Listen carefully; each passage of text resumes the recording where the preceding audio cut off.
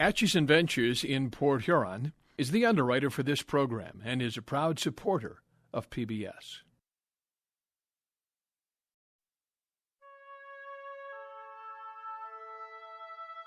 Solid, shiny brass. Graceful, sturdy wood. 60 years ago, this is how you built a ship.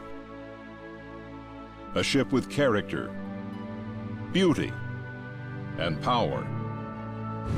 This isn't just any ship. It's a powerful icebreaker, capable of chewing through thick ice that would stop other ships cold. But this isn't just any icebreaker. It's an icebreaker with a long list of legendary achievements. It's an icebreaker with more than 6 decades of history. And it's an icebreaker that proudly moved ships when no one else could. It's the Mackinaw, and its mission is breaking ice.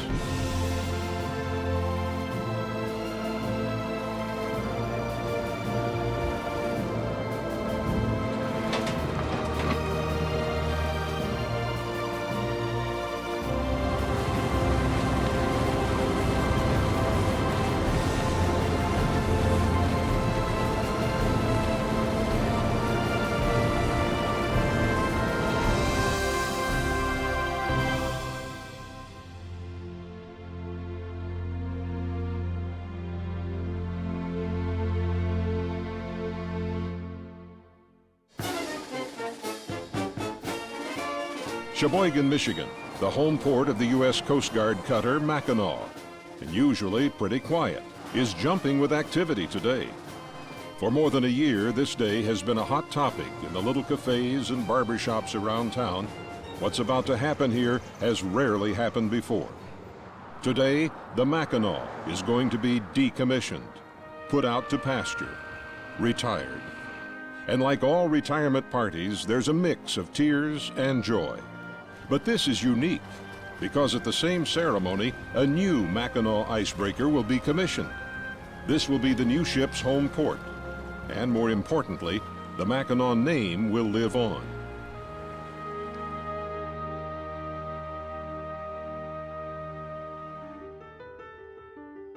America was at war when the original Mackinaw came to life in 1943. Detroit, often called the arsenal of democracy in those days, was playing a huge role in the war effort, supplying our troops with jeeps, trucks, tanks, and planes.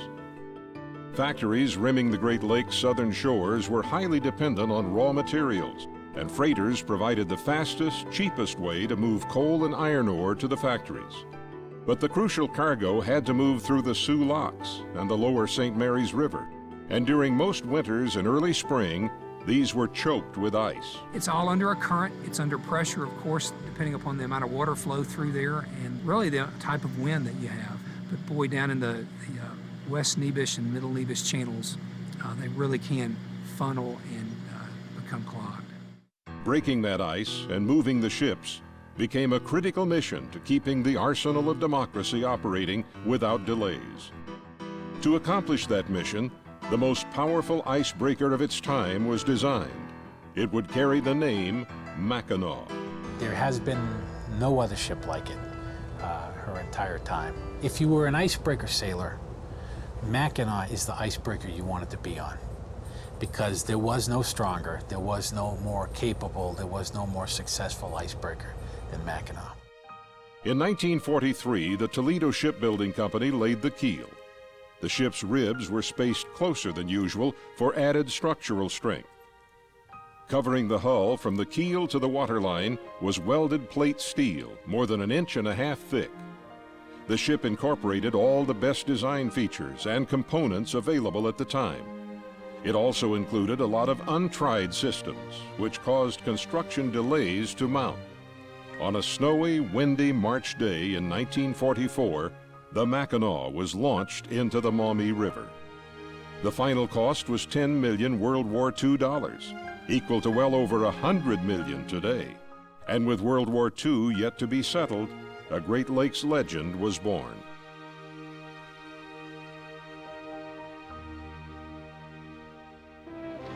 Now another Mackinaw is plying the icy expanses of the Great Lakes. 62 years later, the mission is still the same: moving commerce on the Great Lakes and keeping American industry working. Breaking ice on the Great Lakes is challenging but strategic. It really is working with Mother Nature and the forces of your ship, along with the ice-keeping capabilities of the other ships, to maximize throughput. That's essentially it. It's strategy.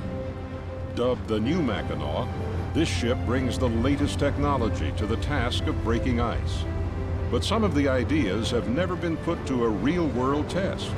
And so while the original Mackinaw carries out her final year of duty, the New Mackinaw will be tested to her limits. Both the crew and the vessel will explore their capabilities to find out if this new ship is worthy of the Mackinaw name. And more importantly, if she's up to the sometimes enormous task of breaking Great Lakes ice.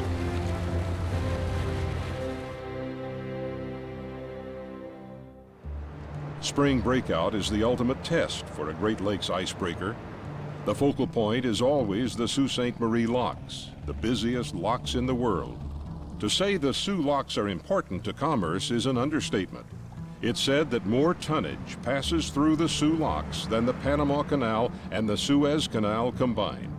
But due to thick ice and the need for maintenance, the locks are closed on January 15th for a little more than 2 months. During this time, huge freighters, unable to move important goods, are laid up in icy slips, waiting for the spring breakout. The locks will open again on March 25th, precisely at midnight, and freighters will be lined up to go through if there's a usable path through the ice. Well, leading up to opening day, or to the lock opening, is an expectation. We're putting breakers to be prepared when traffic arrives, hopefully having the tracks where they need them. But making that path is no easy job. Upbound ships have to sail up the narrow, often ice-choked lower St. Mary's River to get to the locks, while downbound boats are faced with the icy challenges of Whitefish Bay in Lake Superior, where winds out of the west often pile ice up 15 to 20 feet thick or more. Without the Mackinaw and the other icebreakers, the shipping traffic would be delayed as much as a month. That would mean something like $60 to $70 million worth of cargo sitting at the docks. It's a cold, windy day in mid-March. The Mackinaw rests at the Cheboygan, Michigan dock. The crew is preparing for the last ice-breaking mission with this 62-year-old ship. Now all hands stand clear of brown mooring lines as Mackinaw tests ship's propulsion. Several decks below water, the engine room takes control of the ship's power plants for a quick test. The ship's controls also can be passed to dog houses on either side of the ship, which is especially helpful when mooring or casting off. The metal gangplank, known as the brow, is pushed onto the boat, lines are cast off, and the Mackinaw slides out of the safety of Cheboygan Harbor to begin her final trip to the northern Great Lakes. The captain for the past 3 years and for this final season is Commander Joe McGinnis. You're managing a lot of people, you're managing a team, right? And you're directing the operation of a 5,000-ton ship, and it's a big ship in very restricted waters. So the opportunity to make mistakes just isn't there. I mean, the margin for success is very, very thin. The skipper and crew are fully prepared for what lies ahead. Great Lakes get rough real quickly. They say there's old skippers and there's bold skippers, but there are no old, bold skippers. But is the 62-year-old boat still up to the task? Will the equipment take what nature is about to dish out?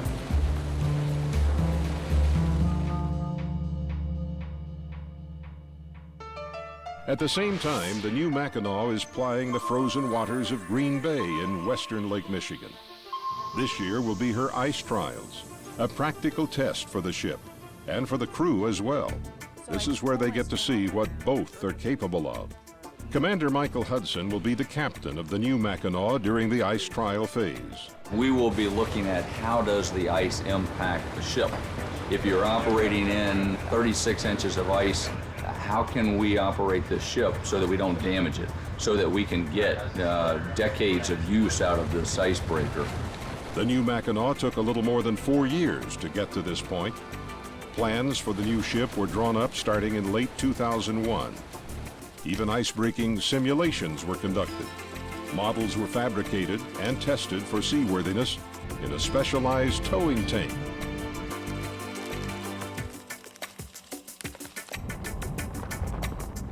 Construction got underway at the Marinette Marine Corporation in Wisconsin. At first, the new ship was called the GLIB, an acronym for Great Lakes Icebreaker. The keel was laid in February 2004, and block by block, the new ship began to take shape. Modern shipbuilding takes a modular approach. The specialized modules are designed, put together, and then stacked, much like building a modular home. Meanwhile, the new bridge was being fabricated. It had to be done outside because it was too big to fit through the doors. The huge Azipod propellers were protectively wrapped until they were installed in their housings and set in place under the stern. Speaker of the House, Dennis Hastert, and his wife, Jean, sponsor of the new Mackinaw, paid a visit during construction, and soon it started to look like a boat. A little more than a year after the keel laying, the GLIB was rolled out of the construction bay, and the final touch was added, the ultra-modern expansive bridge. Now the ship was ready for launch. On April 2nd, 2005, she was christened Mackinaw. And just before noon, her hull hit the water for the first time in a spectacular launch.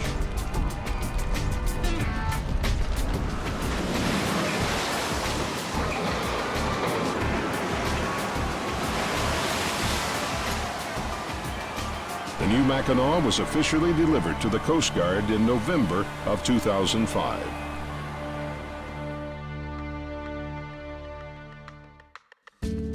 The bridge of a ship is where all the steering and navigation takes place. The bridge of the old Mackinaw is very tight by today's standards.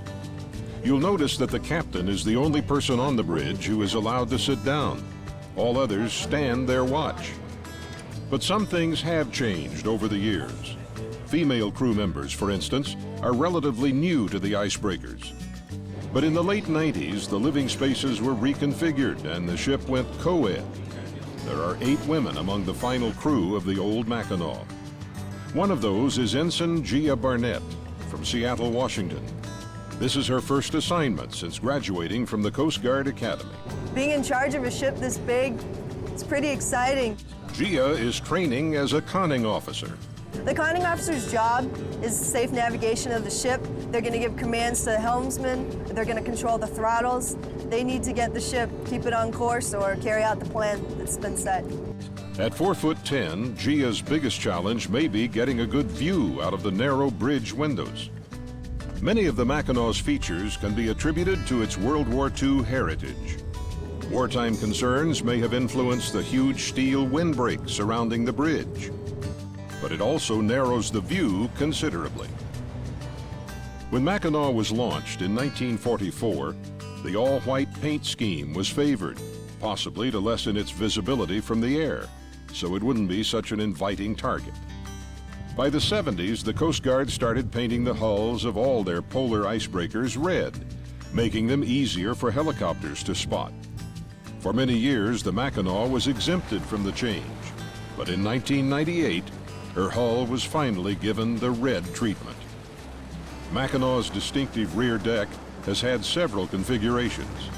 In the early years, a pair of cranes were mounted astern. The cranes played a big role in one of the Mackinaw's amazing life-saving rescues. This boat was over in Lake Michigan near Green Bay, and while sailing there, they came along and found a family of ice fishermen that were out on an ice floe with their car. The ice broke loose. There they were, floating along with their car. Now, it's one thing to be rescued by a Coast Guard vessel while you're floating on an ice floe, but it's another thing if you had the Mackinaw come along and you had your car there. It's the only vessel in the Coast Guard fleet at the time that could have possibly saved your car. And they had 2 big giant deck cranes on the stern of this boat, and they brought one of those cranes over, picked up that car, brought them and the family aboard, and they saved the day. The cranes were eventually removed to provide a larger helicopter landing area. And today, an arched towing bar graces the rear deck. The Mackinaw is equipped with a massive towing winch, known as Big Bertha. The cable is 3 inches thick. At the stern is a rubber-padded notch. If necessary, the Mackinaw can pull a ship up to the notch and tow them. But towing a boat that overshadows you comes with a certain peril, as you can see in this photo.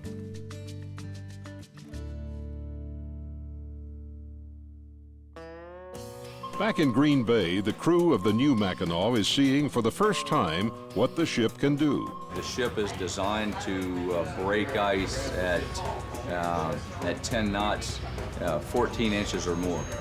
We're doing that. But it's also designed to break ice 32 inches and greater at speeds of 3 knots. The purpose is not only to test the limits of the equipment, but to find the best combinations for breaking ice in various conditions. So they're trying things out. Operations Officer David Schuler is in charge of the trials. He shares the excitement the younger officers have for this new ship. They were very excited. It's their first experience in breaking ice, and I was excited too, just seeing the capabilities of the new Mackinaw and what you can do in the ice with the podded propulsion that we have. The advantage we have is technology. The propulsion system on the new Mackinaw is far different from any other ship in the Coast Guard fleet. Instead of fixed position, shaft-driven propellers, the new Mac is equipped with 2 huge movable azipods. An azipod, called a pod by the crew, is very similar to what you'd find on a wave runner. Combined, the 2 pods deliver 9,200 horsepower to the ship. There are no rudders. The pods can be rotated 360 degrees, which gives the conning officer ultimate flexibility steering the ship. Up front, a bow tunnel thruster is capable of 500 horses. Ensign Matt Kemp is one of the officers who's learning to use the azipods. I mean, you have a hot rod car, you're going to take it out to the track. I mean, this is our first time to see what she can really do in ice. And when you put those pods over and you start spinning faster than you should think possible and just destroys the ice, it's a lot of fun to watch. The idea of the trials is to simulate conditions they may find themselves in while breaking out freighters in close quarters. Throughout the Great Lakes, we're going to find ice in very narrow waterways with sharp turns, and we're going to have to be able to work in close proximity to shallow waters, but also in close proximity to up to 1,000-foot lake carriers. And so we're going to need to be very maneuverable. The idea is not speed. The idea is control. The new Mackinaw will be looking for various depths of ice and then performing ice-breaking maneuvers at different speeds and settings. I think we're right in the right ice. It's a nice field right here we want to do a test in. As high-tech as everything else is on the new Mackinaw, measuring the ice thickness is done by what the crew calls the old-fashioned scary way. Leaning out and putting a stick to it. Ice 1 foot 7 inches. Snow 3 inches. Snow-covered ice is a lot harder to plow through because the snow creates drag. It's a lot like sandpaper pressed up against the ship's side. And the deeper the snow, the tougher it is to move through. There's a level plate of ice up here we want to go into and maneuver in. I was making sure that we are clear of any shoals. Finally, they find ice that fits the bill. Blue plate. Good, hard lake ice, more than 2 feet thick. The first test we're going to be looking at is doing the level ice breaking a head resistance test. Ensign Jeanette Killen is another young officer who will be at the controls of the new Mac. Driving the ship is pretty intense because it's a $90 million ship. And to be 23 years old and at the helm of a $90 million ship is just incredible. And it's a huge responsibility as well. It's so sensitive, the controls are. Just every little movement you make, it's immediate response. You sort of feel powerful, I guess, up there because it's a pretty powerful ship and it's just very responsive. One new theory to be tested is breaking ice going backward. The stern of this new ship is actually designed to do just that. And the crew is anxious to see the theory put to the test. We're going to back our stern out of the channel, keeping our bow in the channel, and come ahead, come back into the channel. Right. Captain, we're getting ready to shift to AFCON and do the back down test, resistance test in level ice. It seems the new Mack can break through more than 2 feet of solid ice almost at will. Mark, 10 knots. All right, slow down. 58 seconds. Wow, 58 seconds. Pretty good. That was faster than going ahead. For now, the ship's speed is being held at 10 knots, just because they want to save the equipment until they get a chance to evaluate how it's going to hold up. Obviously, there's a price to be paid for operating a hull and propulsion machinery in ice. And so we have to be smart about that. And part of our ice trial really is to figure out what is the impact of the ship on the ice. A little later, we'll see how the new Mack performs doing a 360-degree turn.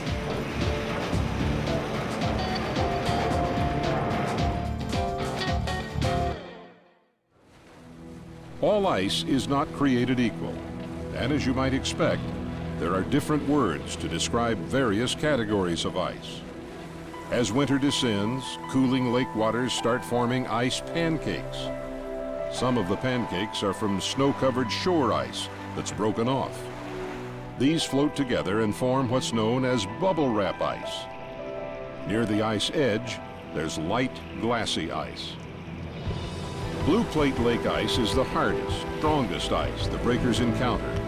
When the ship goes through plate ice, you can hear a definite snapping. Ice that's broken and chopped up is called brash. It looks sort of like a frozen margarita. Stiff winds can actually blow huge sheets of ice around the lake. So a bay that was open one day may be choked by ice the next. Right now, you're watching us have great success overcoming nature. We're really not overcoming nature, we're just smart. We're out working with nature at the point that she's willing to be overcome. And when high winds start moving the brash and broken plate around, it forms windrows or pressure ridges. Just like an iceberg, most of the pressure ridges are below the surface. Some of these can pile up to 30 or 40 feet deep, and they're extremely tough to get through. By design, the ship doesn't break ice by ramming it. Instead, it rides up onto the ice and crushes the ice with its massive weight. On the old Mack, the unique bow propeller is a key element in this process. It pulls water out from underneath ice in front of the boat, creating a low pressure below the surface. This allows the bow to easily ride up on the ice and come crashing down through it. This is why you don't see the ship plowing up the ice like you might expect. Instead, it's being crushed under the ship, and it pops up at the ship's side. It's been reported the Mackinaw has smashed through blue plate ice up to 4 feet thick and has made its way through windrow ice as thick as 37 feet.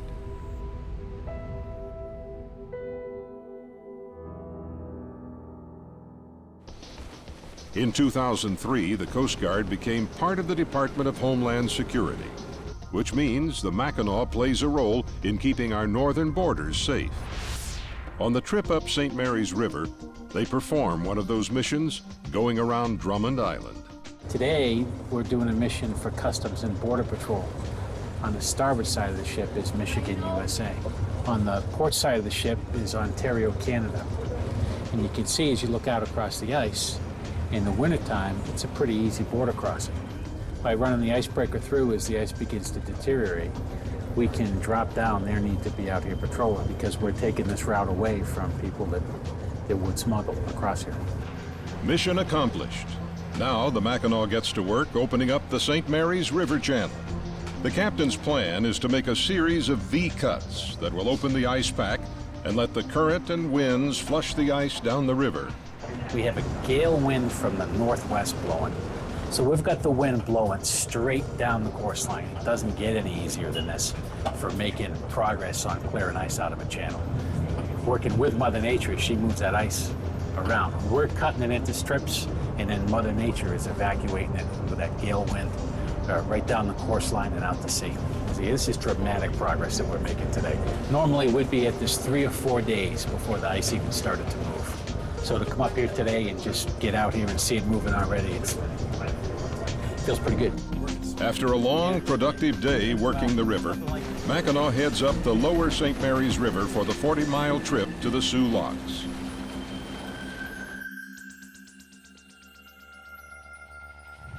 Meanwhile, the Roger Blau, an 850-foot freighter, is making its way out of Duluth, headed for Two Harbors, Minnesota. This is the first trip of the season for the Blau, and they're scheduled to take on a load of taconite. Taconite is processed iron ore that is formed into pellets. It's an essential part of steel making. The areas of Upper Michigan and Wisconsin are rich in taconite deposits, and getting these efficiently to steel mills in Gary, Indiana, Detroit, and Cleveland is key to America's steel industry and the industries that depend on steel. The Blau will hold nearly 44,000 tons of the iron-rich ore that the freighter captains call acid. When it's loaded, it will be headed to steel mills in Gary, Indiana, and the eastern shores of Lake Erie. It's been nearly 70 days since their last ore delivery, and that means the Blau wants to be one of the first ships of the year to get through the Soo locks. It's important for us to expedite our trip so we can get back and get another one. The people at the lower ports are waiting for this shipment. I'm sure by now things are getting short on the other end of ore. The St. Mary's River spans 77 nautical miles from Whitefish Bay down to Lake Huron. In a normal year, more than 86 million tons of cargo travels on the St. Mary's River. 75% of that cargo is iron ore. Well, every shipment is important for us, for the company, and for the people we deliver it to. And the icebreakers are lifesavers. They break us out of the ice, they keep our routes open.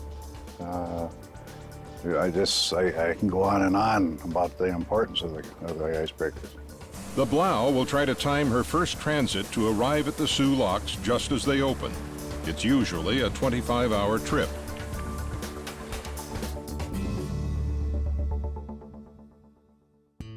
Over on Green Bay, the skipper of the new Mackinaw has a surprise.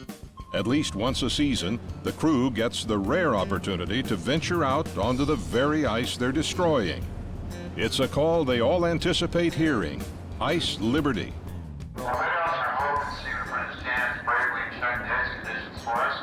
Couple of ground rules for everyone to have a safe and fun time out on the ice this evening. And have a good time out there. Beautiful, beautiful. You don't get to see this vantage point very often. Yeah. We play tackle? No, right? Yeah? Oh, yeah. Oh, I got hope. I got hope. Blow off a little steam, have a little fun. I'm gonna try skating. This could end up in disaster, though. Just don't eat the dirty snow.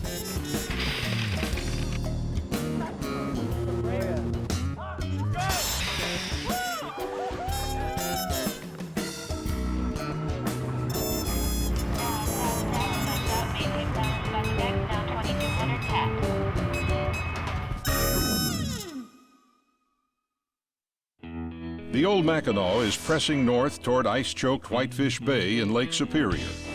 Below the decks are 3 engine rooms, one for the starboard prop, one for the port prop, and one for the bow prop. 6 massive diesel engines power the Mackinaw, 1938 Fairbanks Morse 10-cylinder power plants that produce 2,000 horsepower each. Engines 3 and 4 have been nicknamed the Blues Brothers because they're a little wild and unpredictable.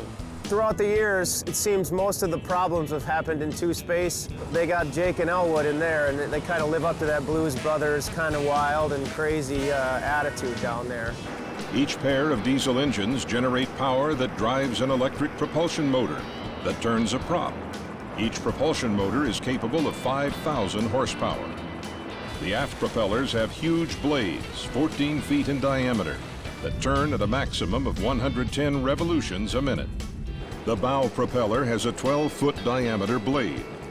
In open water, top speed of the boat is over 18 knots, or 21.5 miles an hour. When I first got here, two main engines were in pieces, and now they're just making her look good, so when people do come in here, they're like, man, I can't believe this thing is 62 years old. Why are we getting rid of it? Obsolescence is one of the main reasons for replacing Mackinaw. As the years go by, getting replacement parts is getting nearly impossible, as they discovered not long ago when a crankshaft gave out. The last time we needed major components for our engines, we went to diesel train junkyards in Texas and found the parts. That's when somebody said, we've got to build a new ship. The day is not too far off when the junkyard is out of parts. So reliability in the heavy icebreaker is a really important issue. But right now, the old Mack is running on all 6 engines. You're out here, big thick ice, plowing this big old piece of steel through so commerce can go. I mean, it's pretty adventuresome, I think. I mean, we're still kicking through this ice pretty good right now, so.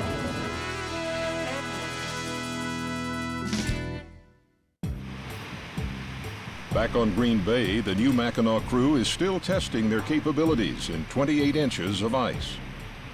A maneuver called flushing is one way to free a stuck freighter. They flush big ice chunks underneath the ice cover to create an open pool. The way we're able to do this is we oppose our pods. So we get just gallons and gallons and tons of water getting thrown outboard. And both the weight of the water on top of the ice as well as the fact that the support medium underneath the ice is getting disturbed causes the ice to basically break under its own weight or the weight of the water, and it gets pushed underneath. Oh, there you go. Yeah. Yeah? Is it going?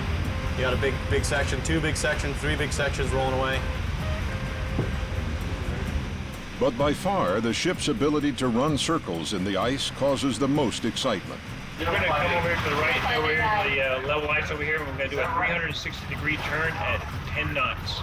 And we're going to be in approximate 18 to 22 inches of ice. You know what? I'm going to go ahead and commence now. In the middle of the turn, the ship slams the ice out of the way.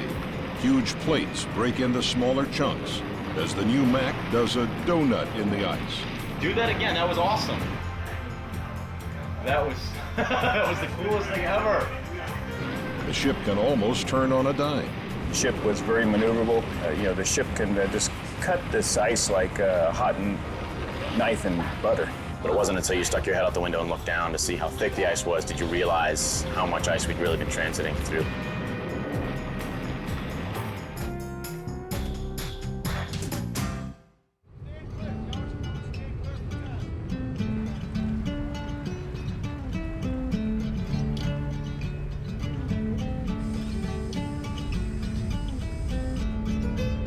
The Mackinaw has reached the Sioux Locks, the only passage from Lake Superior to Lake Huron.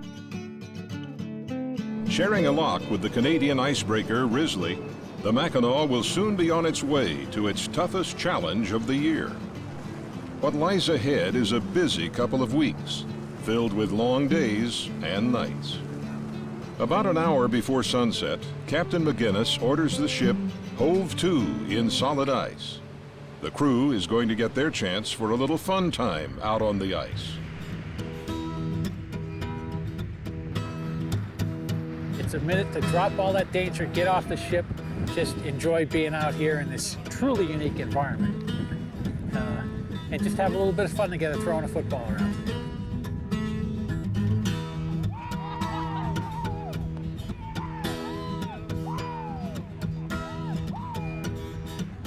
This is definitely my first time on the ice. It's really exciting just to see the ship. It's pretty fun.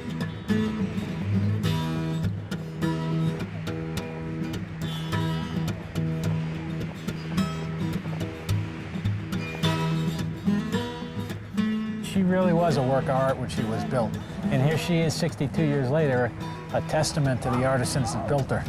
One strong, capable ship. Take a look in here at the quality and the craftsmanship that went into building the original Mackinaw. You think about all that curved steel. If you see up here, you get an idea for how thick the plating is on our ice belt, right? It's 1 5/8 over the construction steel was laid in there. Ice-breaking ships they're just a lot of fun. To take a piece of machinery that's this large, 5,000 tons, and be able to run it around in a very useful manner to put curves into ice that other ships can follow behind you. It's just truly, it's a rewarding choice of jobs.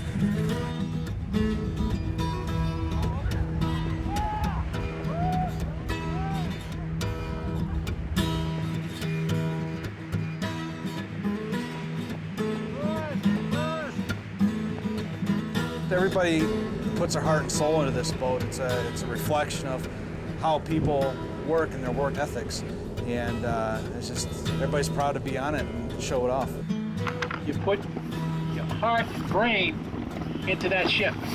And we're going to sail it into decom together, looking like darn near brand new, running with all of her engines and all of her auxiliary systems, just the way she was designed to do. That's no small accomplishment.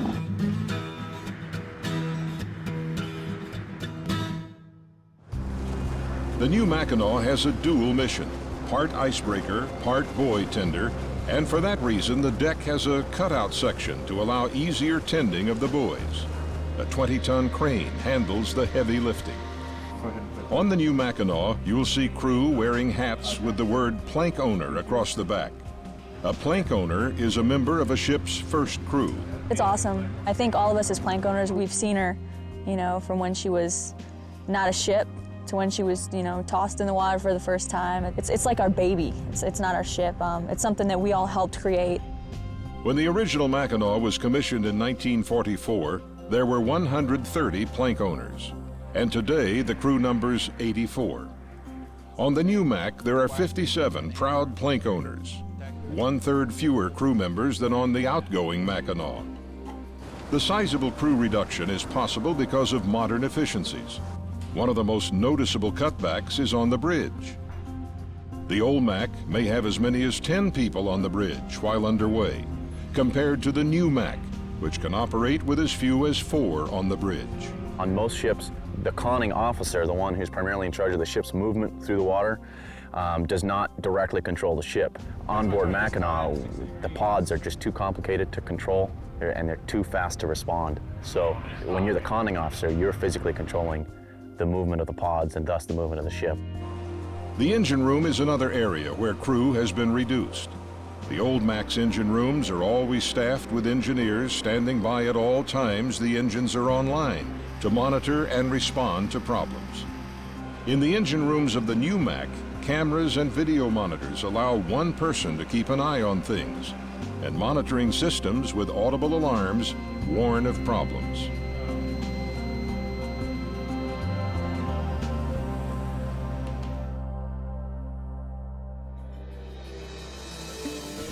The Great Lakes ice-breaking effort doesn't fall to just one boat. It's a team effort that consists of the Mackinaw and 5 Coast Guard cutters known as bay boats, or 140s. The 140s play a huge role. In some cases, they're working solo. In other cases, they work directly with the Mackinaw. Wind can be an icebreaker's best friend, or worst enemy. Below the Sioux Locks, in the lower St. Mary's River, the northwest winds have helped flush the ice downstream. But on the other side, for days now, gale force winds out of the northwest have been blowing ice flows from Lake Superior into Whitefish Bay, piling up windrows more than 10 feet thick. Add 12 to 18 inches of snow on that, and it's sticky and slow going. At times, even the mighty Mac can only manage about 1.5 knots an hour. There's about 12 miles of ice in Whitefish, so at first it takes all day just to get through the ice once and back. The Mackinaw has 7 days to get a usable path cut for freighters to get in and out of the locks. After the Mackinaw makes some initial cuts, the Biscayne Bay comes in and does the dirty work, essentially chopping up the big hunks into smaller, less damaging pieces. The role they play is they're the workhorse. 140s won't break ice as thick as what the Mackinaw can. And they won't break ice as wide as what the Mackinaw can. But their advantage is that they're much more maneuverable than the Mackinaw is. A daily conference call with Sioux Traffic Coordinating will consult with the commercial carriers and the Mackinaw on ice-breaking operations and progress. That's the one thing they really want to know. How am I going to get through the toughest ice? Oh yes, the Mackinaw's there, good. And that's just sort of been the way it is for 60 years. And that's a tradition that's daunting. That's a tradition that makes you want to use all of your arm and heart and brain to live up to.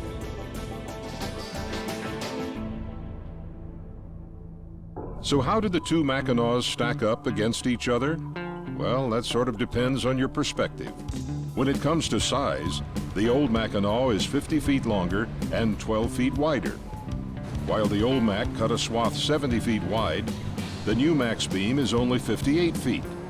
That's quite a bit narrower than most 1,000-foot freighters, which means the crew will have to find some creative ways to enlarge their path. There's a lot of rumors flying around that we won't be able to do the job, or that they're going to have to keep old Mackinaw around for another year to come break us out when we get stuck in the ice. So those are the kind of lines that go around, but I think it's just going to take a couple of seasons. There's no way for people to just let go of that instantly. So part of the new Mack's maneuvers will be trying to find ways, in effect, to widen their track through the ice. I joke that I'd like to see it out here breaking ice sideways, just to, to show some of that azopod technology, just push her down the road sideways. Make a 240-foot swath, but we'll see. I'm sure it'll be fine. The new Mackinaw is more maneuverable, thanks to the fully rotating azopods, and may cause more damage when she cuts through the ice.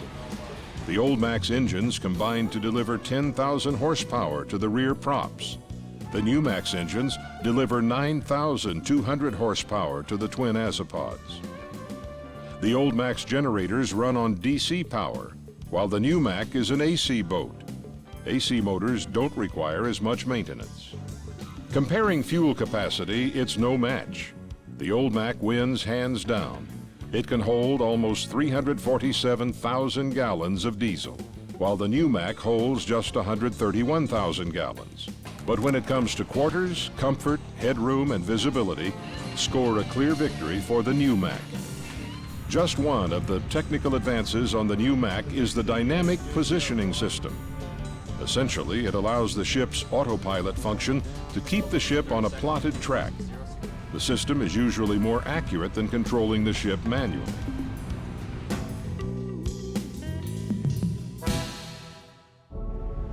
Strangely enough, out on the lake with miles of water underneath the boat, fire is one of the most feared disasters that can strike. It's no different on the Mackinaw. The possibility of a fire is something every sailor dreads. General emergency, general emergency. There's a report. So fire drills are held often to familiarize the crew with what to do. How much they learn from this exercise may spell the difference between life and death in a true emergency. Training officers watch the response and will tell them later what they did right and what they need to improve. Since this is a new boat with what's considered a rather green crew, training exercises are held almost every day. The engineering department calls them Beckies. A Becky is a basic engineering casualty control evolution. The engineers who have to keep the engines running smoothly will drill again and again on finding and fixing various engine malfunctions. Almost daily, the officers in the engineering control room set up various engineering failures. And the young engineers scramble down to the engine room, try to find the cause of the failure, and then come up with a fix. Just like any other military operation, you're constantly training. So by training now, makes it so it's second nature, so individuals can quickly run and minimize the situation. The powerful engine rooms and high-tech bridge of the new Mackinaw get a lot of attention. But there are so many other areas of the new icebreaker. Here's a quick look.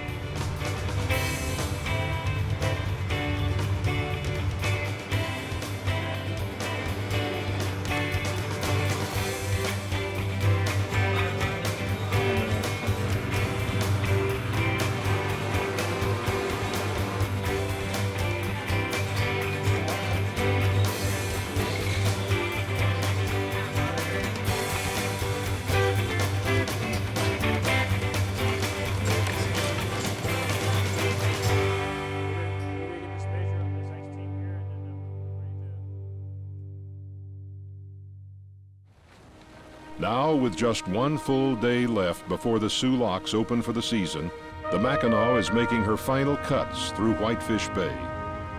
In a week's time, she's made more than 50 trips through the ice and opened up 3 wide lanes. This year, the bigger freighters should have no problems, but there's always the unknown. Hello, Sioux traffic for Mackinaw. Hove 2 for the evening. Would you like our position or do you have it? Get it off the AIS. Have a good night. We'll talk to you in the morning. Yeah, good evening to you guys, Mackinaw.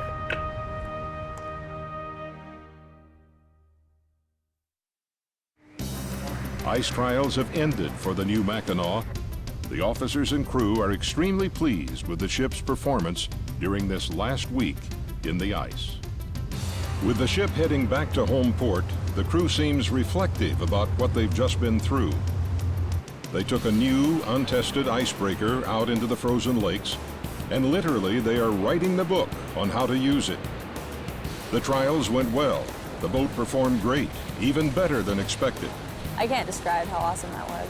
This flat sheet of ice, this like white sheet, go play, you know, go drive this ship, you know, push her to her limits in the ice to see what she can do.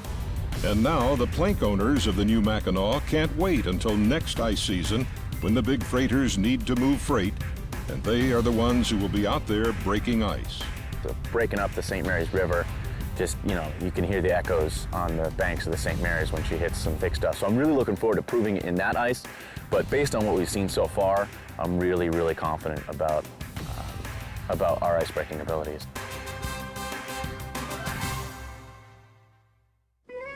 Back at the Soo Locks, today is moving day. Loaded freighters will start lining up on both sides of the locks, waiting their turn. At midnight, the wooden lock doors will open, and the 2006 shipping season will begin. For a week, the mighty Mackinaw has been working this ice to make a passable lane for the big freighters. Now it's time to put up or shut up.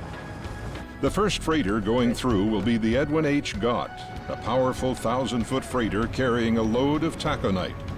A 1,000-foot boat can hold as much cargo as 20 miles of rail cars. Inside the Gott is about 72,000 tons of freight. When you're close to 2 miles, we'll start coming ahead, and we'd like to keep you between a mile and a mile and a half. Over. Roger that, thank you. One by one, the Mackinaw escorts ships through the brash ice. As soon as we open the locks, there's a bunch of boats that come from both directions, and they get jammed up in the locks. They can't all get through. Ocean-going vessels dealing with storms or whatever, you know, they might measure delays in terms of a half a day or a day. In the lakes, they measure it in terms of hours and minutes. The freighters are carrying iron ore, coal, stone, and petroleum products. Later in the year, crops like wheat and corn will be moving through the Great Lakes. At midnight, without much ado, the Soo Locks open, and the Arthur Anderson is the first boat through for the season. Homebridge Beam 1 Hyatt, I have the deck. Aye. At daybreak, the Mackinaw is once again escorting ships through the ice-filled shipping lane. Mackinaw near the Roger the VDS so this morning that you guys got quite a few kudos. That was a lot of ice that we busted up out there, especially you guys. Yeah, it's the perfect world. They're saying nice things about you while you sleep. The ships coming through last night were saying good things about the track and talking to each other on the radios about the track. Some of these ridges are good 5 to 8 foot ridges, and nobody wants to get into ice like that. But then you get down here and they're talking to each other. Ice in the track is in good shape. Ship moved, good forming. We didn't get bounced around. Did it the way it should be. Downbound ships are heading toward the locks. Upbound ships are heading west in Lake Superior. Most of the upbound freighters are sailing light. In other words, they're empty coming out of winter layup and are on their way to pick up their first load of cargo. Seeing all the ice is still out there in Whitefish Bay. If you can see it from space, we've got this one little ribbon cut across it, and we're moving ships back and forth across, and many, many square miles of ice still out there. Some of the passing ships exchange what's known as the Great Lakes Salute, a tribute to the work done by the Mackinaw. For Captain McGinnis, there's an awareness that the end is drawing near. Yeah, I guess.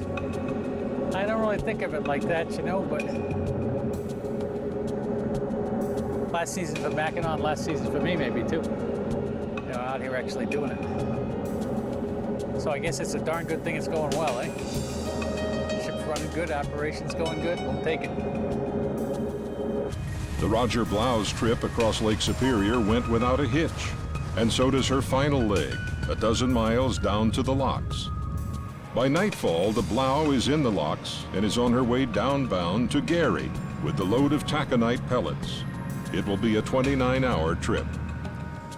Once again, the Mackinaw has broken through the icy barrier that stops commerce cold For the final time, this powerful boat and proud crew has moved ships when no one else could. Everybody loves the Mackinaw. Me too.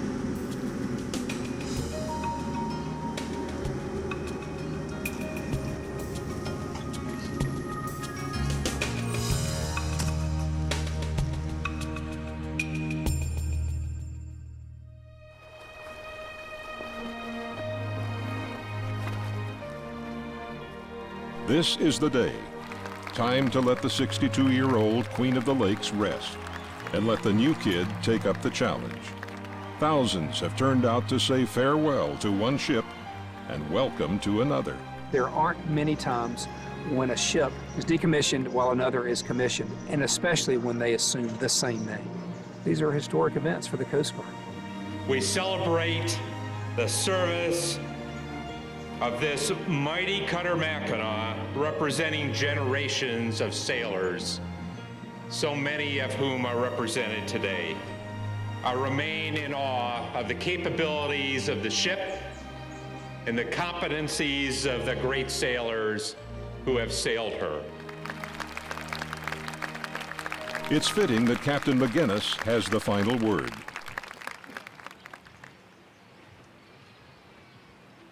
It's usually pretty easy for me to find my voice, but let me tell you, I'm having trouble finding it today. With a soul-stirring ceremony, the skipper sends the Mackinaw into decom. Taps will mean the end of her commissioned service, but it will also mean the beginning of a well-deserved rest.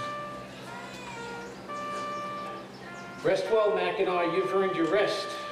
Your work here is done, but heads up, ship. Your shore career is just beginning. No slacking. Turn to, and may you tell our story forevermore.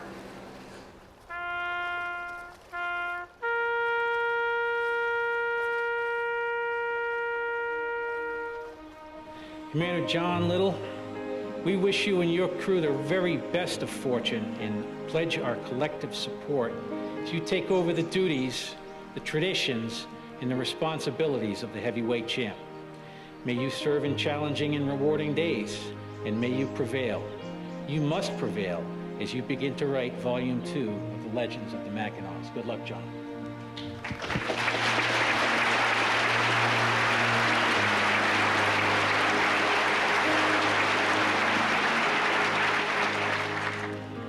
XO. Strike 8 bells and haul down our colors.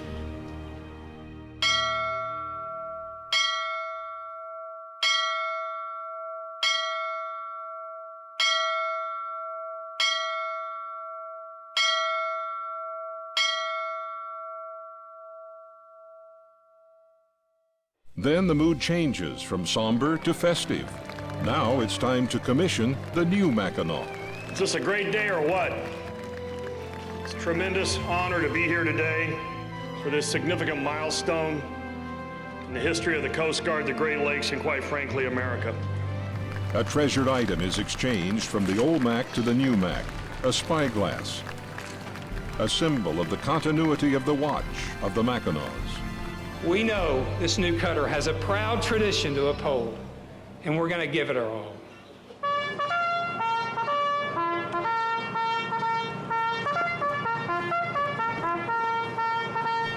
Bosun's mate, set the watch. You're backing off. Set the watch.